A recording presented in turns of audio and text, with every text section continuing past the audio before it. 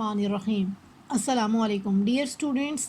आज के लेक्चर में जो टॉपिक हम डिस्कस करने जा रहे हैं वो है number 1 components of the ecosystem, number 2 food chain, number 3 food web.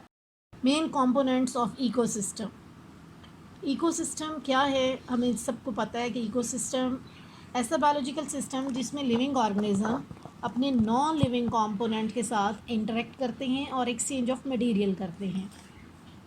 इस वजह से इकोसिस्टम को दो हिस्सों में डिवाइड किया गया है, या इसके दो कंपोनेंट्स हैं। एक को बायोटिक कंपोनेंट कहा जाता है और दूसरे को एबायोटिक कंपोनेंट कहा जाता है। आपकी बुक की एक डायग्राम है जो यहाँ सामने शो भी हो रही है, उसमें दोनों तरह के कंपोनेंट्स को डिस्कस किया गया है। एबायोटिक कहते हैं non living components of the ecosystem को। बायोटिक कंपोनेंट्स हम कहते हैं living components of the ecosystem.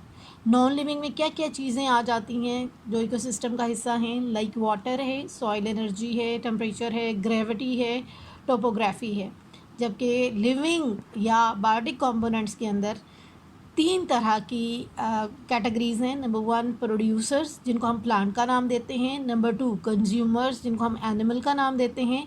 Number 3 decomposers, जिनको हम बैक्टीरियाज का नाम देते हैं। हम डिस्कस करेंगे बायोटिक कंपोनेंट्स। बायोटिक कंपोनेंट्स की डेफिनेशन, जैसे मैंने आपको बताया, लिविंग थिंग्स जो होती हैं वो बायोटिक कंपोनेंट्स बनाती हैं। पहली लाइन में उसकी डेफिनेशन है कि biotic components of an ecosystem they are the living things. अब ट्रॉफिक लेवल पे जब हम इनको क्लासीफाई करते हैं तो उसकी दो टाइप्स होती हैं। ट्रॉफिक लेवल का मीन नरिशमेंट लेवल। दो तरह से इनको क्लासीफाई किया जाता है। आपने प्रीवियस क्लास में भी पढ़ा, इनको ऑटोट्रॉफ्स और हेट्रोट्रॉफ्स की बेस पे क्लासीफाई करते हैं। ऑटोट्रॉफ्स क्या होते हैं? Auto means self, troughs mean nourishment, यानी जो खुद से फूड प्रिपेयर कर सकते हैं उनको ऑटोट्रॉफ्स का नाम देते हैं। इसकी डेफिनेशन भी यहाँ पे मेंशन है कि an organism that are capable of synthesizing its own food from the inorganic substances by using the light energy और केमिकल एनर्जी, कि जो अपनी खुद से फूड जो है वो प्रिपेयर कर सकते हों उनको हम ऑटोट्रॉफ्स कहते हैं। और उनमें स्पेशल एक पिगमेंट प्रेजेंट होता है जिसको हम क्लोरोफिल का नाम देते हैं। इसमें बेस्ट एग्जांपल ग्रीन प्लांट्स हो सकते हैं, एल्जी, ब्लू ग्रीन एल्जी, साइनोबैक्टीरियाज वगैरह, या सर्टन टाइप्स ऑफ बैक्टीरियाज जो हैं वो ऑटोट्रॉफ्स होते हैं। दूसरी जो हम कैटेगरी या टाइप है जिसको हेटेरोट्रॉफ हमने कहा, ये ऐसे ऑर्गेनिजम्स होते हैं जो कि अपनी फूड खुद प्रिपेयर नहीं कर सकते बल्कि दूसरे ऑर्गेनिजम्स के ऊपर, लिविंग ऑर्गेनिजम्स के ऊपर डिपेंड करते हैं फॉर इट्स फूड। तो इसलिए इसकी यहाँ पे डेफिनेशन भी मेंशन है कि heterotroph is an organism that can not be produce it's own food, instead taking nutrition from other sources of organic carbon, mainly plant और एनिमल मैटर। इसमें बेस्ट जो एग्जाम्पल्स हैं वो एनिमल्स हो सकते हैं जिनको हम कंज्यूमर्स का नाम भी देते हैं। एनिमल्स फंजाई हो सकते हैं, सर्टन बैक्टीरिया जो अपनी फूड प्रिपेयर नहीं कर सकते, चंद एक प्रोटिस्ट आ जाते हैं, और चंद एक पैरासिटिक प्लांट जिनमें क्लोरोफिल की मौजूद नहीं होता। प्रोटीन की डेफिनेशन में हमने देखा कि प्रोटीन्स जो हैं वो ऐसे ऑर्गेनिक कंपाउंड्स होते हैं जो कि पॉलीमर होते हैं अमाइनो एसिड्स के, मतलब अमाइनो एसिड्स जो होते हैं बेसिक यूनिट होते हैं प्रोटीन्स के। तो अब हम देख लेते हैं अमाइनो एसिड होते क्या हैं और कितनी टाइप्स के होते हैं और इनका जनरल फार्मूला क्या है। सेल या टिश्यूज़ के अंदर जो total number of amino acid पाए जाते हैं वो 170 होते हैं। उन 170 में से 25 जो हैं वो प्रोटीन्स के अंदर एग्जिस्ट करते हैं, और इन 25 में से भी जो फ्रीक्वेंटली प्रोटीन बनाने में इस्तेमाल होते हैं वो 20 टाइप्स ऑफ अमाइनो एसिड इस्तेमाल होते हैं। अब जनरल फार्मूला आपके सामने है। सेंटर में एक कार्बन अटैच है, इसको हमने अल्फ़ा कार्बन का नाम दिया। केमिस्ट्री में आपको पता है अल्फ़ा कार्बन ऐसे कार्बन को कहा जाता है जिसके साथ फंक्शनल ग्रुप अटैच हों। इस कार्बन के साथ दो मेजर फंक्शनल ग्रुप अटैच हैं। राइट साइड पे कार्बोक्साइल ग्रुप अटैच है, COOH एसिडिक ग्रुप, और लेफ़्ट साइड पे अमाइनो ग्रुप NH2 इसको बोलते हैं, और नीचे एक साइड चेन R लिखा गया है, और ऊपर हाइड्रोजन है। हर अमाइनो एसिड में याद रखिएगा कि हर अमाइनो एसिड के जो 3 कंपोनेंट्स हैं वो सेम रहेंगे। अल्फ़ा कार्बन के साथ कार्बोक्साइल ग्रुप भी होगा हर अमाइनो एसिड के अंदर, अल्फ़ा कार्बन के साथ अमाइनो ग्रुप भी होगा और हाइड्रोजन भी होगा। जस्ट जो चेंज आएगा हर अमाइनो एसिड के अंदर वो आर की लोकेशन पे, पोजीशन पे या टाइप पे आएगा। आर जो है वहाँ पे हाइड्रोजन भी अटैच हो सकता है, CH3 भी हो सकता है। तो इस तरह से अमाइनो एसिड की टाइप भी चेंज हो जाएगी। अब ये जनरल फार्मूला था, आगे हम देख लेते हैं कि अमाइनो एसिड किस तरह से एक दूसरे से डिफ़र करते हैं और किस तरह से बनते हैं। Now we are going to discuss the processes in ecosystem and interaction between the biotic components and the abiotic components. The main processes that are occurring in ecosystem includes number 1 is feeding, second one is the circulation of chemical elements, and third one is the energy flow through the ecosystem.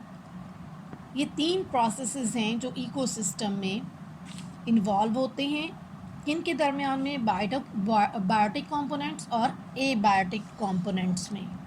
अब हम discuss करने जा रहे हैं components of the ecosystem. एक ecosystem तीन major components पे consist करता है। Number 1 is the producer, second one is the consumer and third one is the decomposers. Producers को हम प्लांट कहते हैं, कंज्यूमर्स को हम दूसरा नाम एनिमल्स देते हैं और डिकम्पोजर्स को हम माइक्रोब्स का नाम भी देते हैं। अब one by one in components को हम डिस्कस कर लेते हैं। सबसे पहला है जी प्रोड्यूसर्स। प्रोड्यूसर्स को हम प्लांट्स भी कहते हैं। ये ऐसे लिविंग ऑर्गेनिजम्स हैं जिनके अंदर कैपेबिलिटी होती है कि ये इन सिंपल इनऑर्गेनिक मॉलिक्यूल्स को यूटिलाइज करते हैं और कॉम्प्लेक्स ऑर्गेनिक मॉलिक्यूल्स जो हैं वो बनाते हैं। और जिस प्रोसेस से ये बनाते हैं उस प्रोसेस को हम फोटोसिंथेसिस का नाम देते हैं।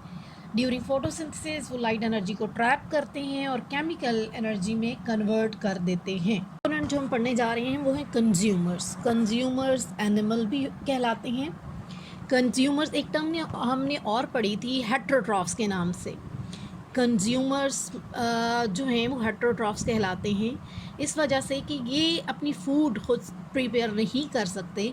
ये फ़ूड जो है फ़ूड के लिए डिपेंड करते हैं डायरेक्टली या indirectly on the producers mean plant पे। डायग्राम में भी शो है, एक प्लांट बना हुआ है, प्लांट के सामने लिखा हुआ है प्रोड्यूसर्स, उससे नेक्स्ट लिखा हुआ है consumer, primary consumer, secondary, then tertiary, then quaternary consumer. इसका मतलब ये है कि प्लांट पे जो एनिमल्स होते हैं वो डिपेंड करते हैं, डायरेक्टली करें या इनडायरेक्टली करें, उनको हम कंज्यूमर्स या हेटेरोट्रॉफ्स का नाम देते हैं। सबसे पहले प्रोड्यूसर को जो प्लांट सबसे पहले खाता है, यहाँ पे ग्रास ऊपर दिखाया गया है, वो घास को खाता है, तो वो प्राइमरीली कंज्यूम कर रहा है प्रोड्यूसर्स को, इस वजह से उसको हम कहते हैं प्राइमरी कंज्यूमर। अब ग्रास ऊपर को माइस खा रहा है तो ऐसे कंज्यूमर को हम क्या कहेंगे, सेकेंडरी कंज्यूमर। ये इनडायरेक्टली डिपेंड कर रहा है किस चीज़ के ऊपर, प्रोड्यूसर्स के ऊपर, कि प्लांट की एनर्जी जो है जो उन्होंने सनलाइट से ट्रैप की थी वो पहले गेन की है ग्रास होपर ने, ग्रास होपर से वो ट्रांसफ़र हुई है माइस के अंदर। सेम इसी तरह से माइस को स्नेक खाता है, तो सेकेंडरी कंज्यूमर से की जो एनर्जी है वो ट्रांसफ़र हो रही है स्नेक को, इस वजह से इसको कहा जाएगा कि स्नेक जो है वो टर्शरी कंज्यूमर है। नेक्स्ट स्नेक को ईगल या हॉक खाता है, इसको हम बोलेंगे क्वाटरनरी कंज्यूमर। नेक्स्ट आ जाता है जी डिकम्पोजर्स। डिकम्पोजर्स क्या होते हैं? माइक्रो ऑर्गेनिजम्स होते हैं जिनका काम क्या होता है, ये ब्रेक डाउन कर देते हैं डेड या डिकेइंग ऑर्गेनिजम्स को। प्लांट की फॉर्म में वो डिकेड ऑर्गेनिजम्स हों या डेड ऑर्गेनिजम्स हों या एनिमल्स की शक्ल में हों।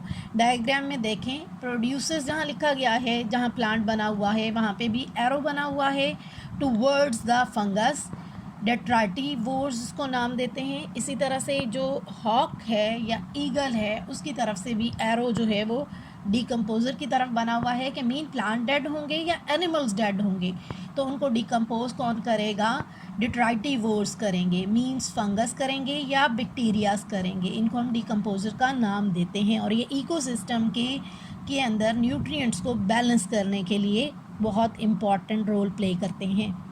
सादा लफ्ज़ों में हम ये कह सकते हैं कि डिकम्पोज़र्स जो होते हैं ये डिकम्पोजिशन करते हैं। डिकम्पोजिशन का मतलब है ब्रेक डाउन करते हैं। ब्रेक डाउन किस चीज़ की कर रहे हैं, डेड और डिकेइंग ऑर्गेनिज्म की, प्लांट की शक्ल में हो या एनिमल की शक्ल में, उनकी डीकम्पोजिशन करते हैं। अब ये डीकम्पोजिशन का फ़ायदा क्या है? डीकम्पोजिशन के दो फ़वाइद हैं। एक तो ये अपनी फूड वहाँ से ऑब्टेन करेंगे, ये हेटरोट्रॉफ्स में आते हैं। हेटरोट्रॉफ्स की बेस्ट एक टर्म हेटरोट्रॉफ्स में इस्तेमाल की जाती है सैप्रोफाइट्स, के जो कि डेड और डिकेइंग मैटर पे डिपेंड करते हैं ऑर्गेनिज्म अपनी फूड के लिए, उनको हम सैप्रोट्रॉफ्स का नाम देते हैं। अब यहाँ पे कि एक तो ये वो फ़ायदा दे रहे हैं कि अपनी फूड ऑब्टेन कर रहे हैं, सेकेंड जो है वो रिसाइकल करते हैं केमिकल एलिमेंट्स को इनटू द इकोसिस्टम। किस फॉर्म में करते हैं? ये आइंस की, केमिकल आइंस की फॉर्म में करते हैं। और इन केमिकल आइंस में बेस्ट एग्जांपल जो है नाइट्रेट्स है, अमोनिया है, फॉस्फेट है, पोटाशियम है एंड कैल्शियम है।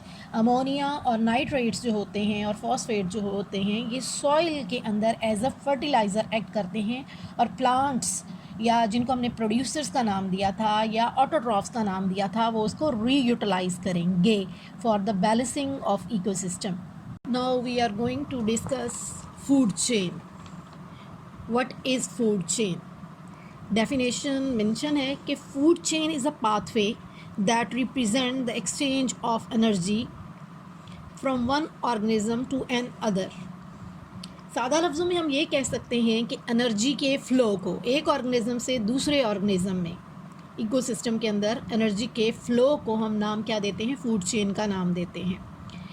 यहाँ पे भी मेंशन है कि in other words it is the order of who Yeats home in a biological community, कि लिविंग ऑर्गेनिज्म की कम्युनिटी के अंदर एक लिविंग ऑर्गेनिज्म दूसरे लिविंग ऑर्गेनिज्म को खाता है और एक चेन बनाता है। इस तरह पाथवे जो बनता है उसको हम चेन का नाम देते हैं, इसलिए हम इसको फूड चेन का नाम देते हैं। अब फूड चेन में क्या होता है कि वो स्टार्ट हमेशा प्राइमरी एनर्जी सोर्स से होती है, और अल्टीमेट सोर्स नेचर के अंदर जो अल्टीमेट सोर्स है एनर्जी का वो है सन। और फिर उसको जो यूटिलाइज़ करते हैं सबसे पहले लिविंग ऑर्गेनिजम्स, उनको हम क्या नाम देते हैं? उनको हम प्लांट्स का नाम देते हैं, या हम उनको प्रोड्यूसर्स का नाम देते हैं। यहाँ पे सामने एक डायग्राम है जो शो कर रही है एक फूड चेन को।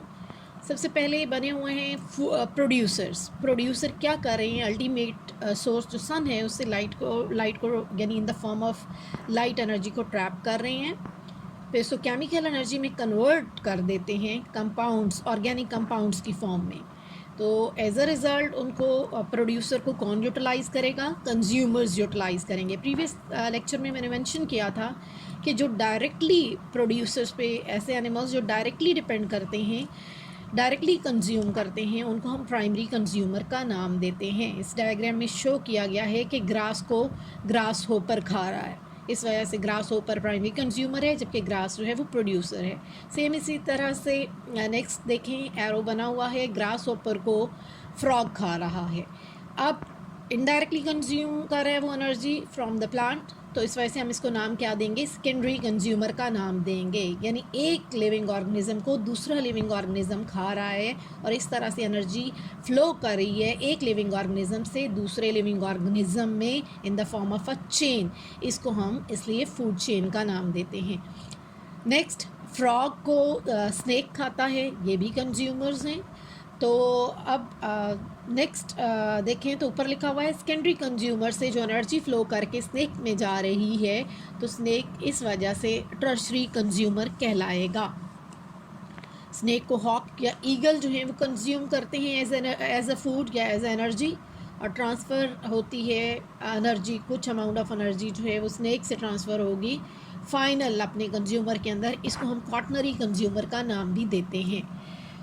और इकोसिस्टम में एनर्जी जो है वो हमेशा बैलेंस रहती है। तो क्या होगा? प्रोड्यूसर्स या जो फाइनल कंज्यूमर्स होते हैं, जब उनका डेथ या डिके होगा तो डिकम्पोजर्स क्या करेंगे? उसको डिकम्पोज करेंगे, और डिकम्पोज करने के बाद वो उसको सिंपल और इनऑर्गेनिक सब्सटेंसेस में तब्दील कर देंगे, ताकि वो inorganic substances again producer use करके इकोसिस्टम के बैलेंस को मेंटेन कर सकें। नेक्स्ट, इसकी फूड चेन की एक और एग्जांपल है जो आपकी बुक में पेज नंबर 239 पे लास्ट लाइन में एक्सप्लेन की गई है। उसमें एक चेन बनाई गई है, उसमें ये है कि ईगल जो है आप बॉटम टू टॉप भी जा सकती हैं और टॉप टू बॉटम भी आ सकती हैं।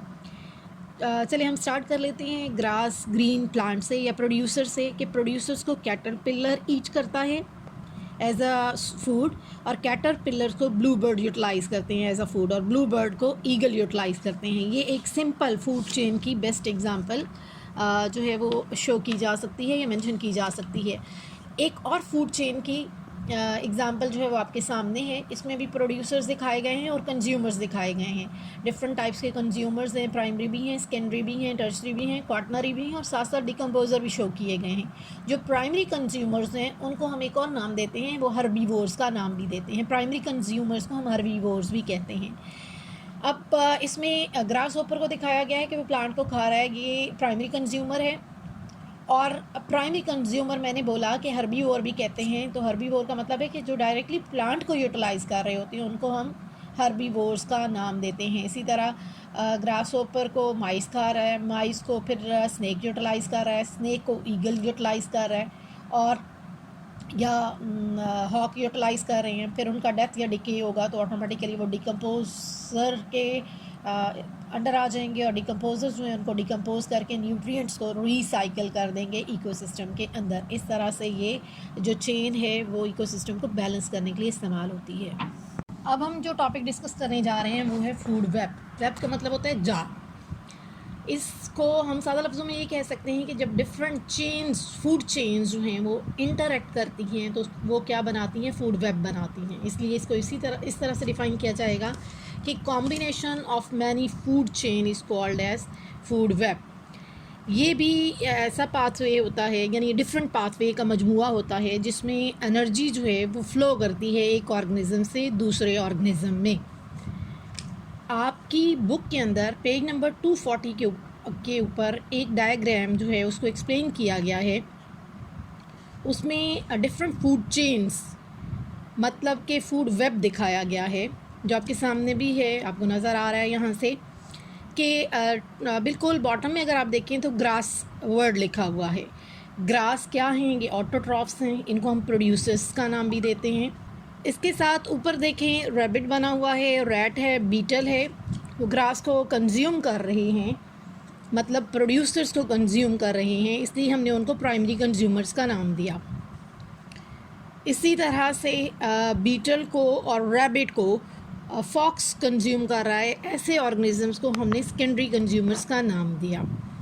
नेक्स्ट देखें आउल बना हुआ है, आउल है या फॉक्स है, उसको टर्शरी कंज्यूमर, जहाँ पे डॉग लिखा हुआ है, वो कंज्यूम कर रहे हैं।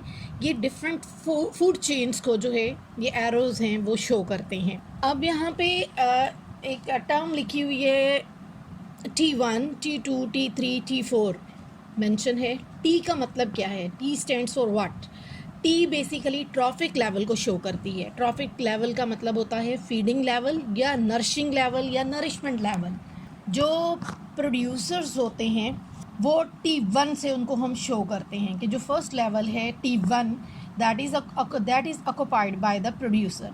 सेकेंड, जहाँ जहाँ T2 लिखा हुआ है इसका मतलब है कि हमारा सेकेंड ट्रॉफिक लेवल है, या इस फूड चेन का, फूड वेब का सेकेंड ट्रॉफिक लेवल है। ये किसको शो कर रहा है? ये प्राइमरी कंज्यूमर्स को शो करता है। और मोस्टली आपको पता है प्राइमरी कंज्यूमर्स जो होते हैं वो हर्बीवोर्स होते हैं, जो यहाँ पे दिखाए भी गए हैं। रैबिट है, रैट है और बीटल है। इसी तरह से जहाँ जहाँ पे T3 लिखा गया है, T3 जो है वो ट्रॉफिक लेवल 3 को शो करता है। और यहाँ ये किस चीज़ को रिप्रेजेंट करते हैं? ये सेकेंडरी कंज्यूमर्स को रिप्रेजेंट कर रहे हैं। सेकेंडरी कंज्यूमर्स जो होते हैं ये कॉर्निवोर्स होते हैं, मतलब मीट ईटिंग एनिमल्स होते हैं, उनको कॉर्निवोर्स का नाम देते हैं। ये डिफरेंट लेवल्स हैं जो शो कर रहे हैं फूड चेन को। अगर हम देखें कि इस फूड वेब का एडवांटेज क्या है इकोसिस्टम के अंदर, तो ये स्टेबिलिटी ऑफ इकोसिस्टम जो है वो प्रोवाइड करती है। किस तरह से, थोड़ा सा एक्सप्लेन कर लेते हैं, उसको देख लेते हैं। अगर आप देखें जो चेन है जहाँ पे रैबिट बना हुआ है कि देखें ग्रास को रैट भी यूटिलाइज़ कर रहा है, रैबिट भी यूटिलाइज़ कर रहे हैं एज ए प्राइमरी कंज्यूमर्स, और रैबिट को और रैट दोनों को आउल यूटिलाइज़ कर रहा है। अगर हम देखें मतलब इकोसिस्टम की बैलेंसिंग के हवाले से या स्टेबिलिटी ऑफ इकोसिस्टम के हवाले से देखें तो हम इस तरह से एक्सप्लेन कर सकते हैं, आपकी बुक में भी ये चीज़ एक्सप्लेन की गई है कि अगर एक डिज़ीज़ अराइज होती है रैबिट पॉपुलेशन के अंदर तो क्या होगा, उनका डेथ होना शुरू हो जाएगी डिज़ीज़ की वजह से, उनकी क्वांटिटी या नंबर जो है वो कम हो जाएगा। तो एज अ रिज़ल्ट क्या होगा, प्लांट्स जो होंगे या ग्रासेस जो होंगे वो फ्लरिश करेंगे, और जब वो फ्लरिश करेंगे तो फ्रूट्स और सीड्स जो हैं वो ज़्यादा प्रोड्यूस होंगे, और इन रिटर्न क्या होगा कि माउस की पॉपुलेशन बढ़ेगी, यानी अवेलेबिलिटी ऑफ फूड या अवेलेबिलिटी ऑफ प्रोड्यूसर्स ज़्यादा होगी T1 लेवल पे, तो ऑटोमेटिकली रैट की या माउस की पॉपुलेशन जो है वो इंक्रीज़ करेगी। जब माउस की पॉपुलेशन इंक्रीज़ करेगी तो वो क्या होगा, आउल्स उनको ज़्यादा यूटिलाइज़ करेंगे, और ये जो चेन है जो रैबिट से आउल की तरफ जा रही है, मतलब आउल का फोकस रैट की तरफ ज़्यादा हो जाएगा, पॉपुलेशन उसकी इंक्रीज़ कर गई है, तो रैबिट जो है वो सरवाइव करेंगे, और सरवाइव करने के बाद उनकी पॉपुलेशन जो है वो इंक्रीज़ होना शुरू हो जाएगी। इस तरह से क्या होगा कि जो फूड चेन के अंदर स्टेबिलिटी है या बैलेंसिंग है इकोसिस्टम के अंदर वो कंटिन्यू होगा। यहाँ पे डिफरेंट एग्जांपल्स जो हैं वो दिखाई गई हैं, 3 तरह की डायग्राम्स हैं जो रिप्रेजेंट कर रही हैं फूड वेब को। फूड चेन मतलब के कॉम्बिनेशन है फूड चेन्स का। बच्चों अभी हम समराइज़ कर लेते हैं जो जो टॉपिक्स आज हमने डिस्कस किए। सबसे पहले हमने बायोटिक कंपोनेंट, सेकंड हमने एबायोटिक कंपोनेंट डिस्कस किए, ये मेजर कंपोनेंट्स हैं इकोसिस्टम के। उसके बाद हमने जो प्रोसेसेस इन्वॉल्व होती हैं इकोसिस्टम के अंदर हमने वो डिस्कस किए। उसके बाद फिर हमने मेजर जो मेन कंपोनेंट्स हैं बायोटिक कंपोनेंट्स के अंदर सब कंपोनेंट्स वो हमने डिस्कस किए, जिनमें प्रोड्यूसर्स, कंज्यूमर्स और डिकम्पोजर्स हमने डिस्कस किए। देन हमने 2 सब टॉपिक्स डिस्कस किए इकोसिस्टम के अंदर, जिसको हमने फूड चेन और फूड वेब का नाम दिया। Thank you so much students. उम्मीद है आपको समझ आ गई होगी इस टॉपिक के बारे में। अगर इसको डिटेल से सुने और उसके बाद अगर आपकी कोई क्यूरीज़ हैं तो आप मुझे सेंड कर सकती हैं, आपको इंशाल्लाह आंसर मिलेगा उस चीज़ का। इंशाल्लाह नेक्स्ट लेक्चर में आपसे मुलाकात होती है। अल्लाह हाफिज़।